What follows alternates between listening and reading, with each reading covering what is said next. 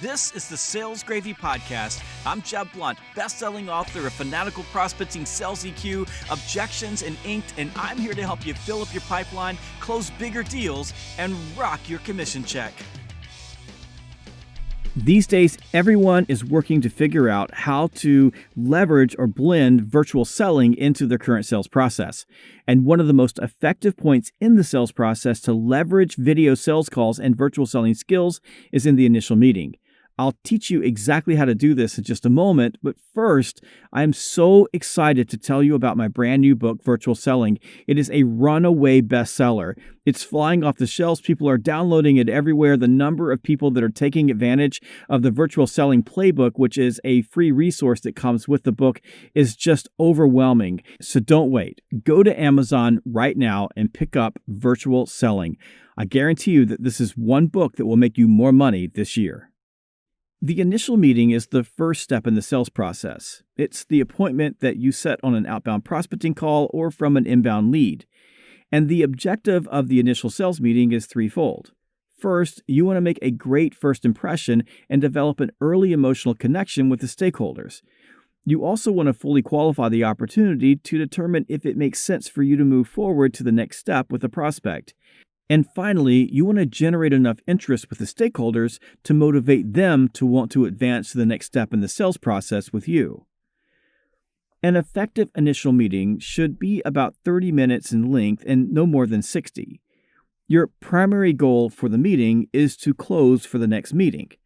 That could be a discovery meeting, it could be a demo, or it could be a presentation. In situations where the opportunity is not a good fit, poorly qualified, or the timing is wrong, you'll want to walk away. And of course, sometimes the stakeholders will not have enough interest to move forward with you, and they won't set the next meeting. Personally, I disqualify between 30 and 50% of the prospects that I meet with on initial meetings, and I never move forward with them to the next step.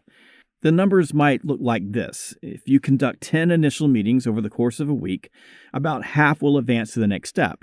And depending on your closing ratio, 1 to 2 of those will move on to closed won. Of course, some delusional salespeople throw proposals at every prospect regardless of qualification.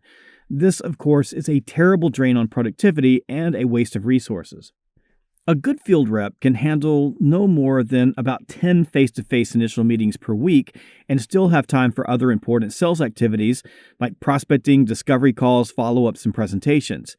And frankly, most reps never even get close to 10 initial meetings a week because there just isn't enough time in the day when they're driving to other meetings and looking at the windshield and all the other things that eat up the sales day. But consider what would happen if you cut out all that windshield time by shifting your initial meetings to video meetings. First, you would increase the number of initial meetings that you could conduct a week, which increases the number of new opportunities advancing through your pipeline, which in turn increases the number of deals that you close. And because video sales calls tend to be shorter than in-person sales calls, you'll immediately become more efficient and gain more time. And in addition to the reduced windshield time and the cost of traveling to all those meetings, you'll face fewer prospecting objections. You see, more prospects will agree to meet with you because a short video call to determine if it makes sense to work together is easier for them to consume, and it lowers their risk of wasting time with you. Now, for many field salespeople, the idea of conducting initial meetings via video rather than in person seems unimaginable, and it used to for me as well, because there's absolutely no doubt that in-person communication is more effective. However, what I've learned is that the efficiency you gain from shifting initial meetings to video sales calls more than makes up for not being there face-to-face, because you can conduct far more initial meetings, resulting in a much bigger pipeline and many more sales. The good news is that video sales calls are the closest facsimile to being there in person, and done well, they open up the door to deeper relationships, better understanding, and emotional connections and trust. The brutal truth is that in modern sales, speed matters. And when you shift face-to-face initial meetings to virtual sales calls, it makes you far more agile. And this allows you to move faster, become more productive, and shorten the sales cycle.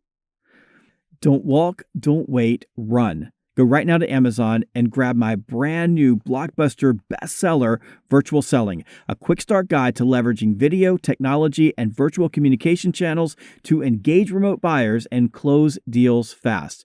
You can grab Virtual Selling at Amazon, Barnes & Noble, or wherever books are sold.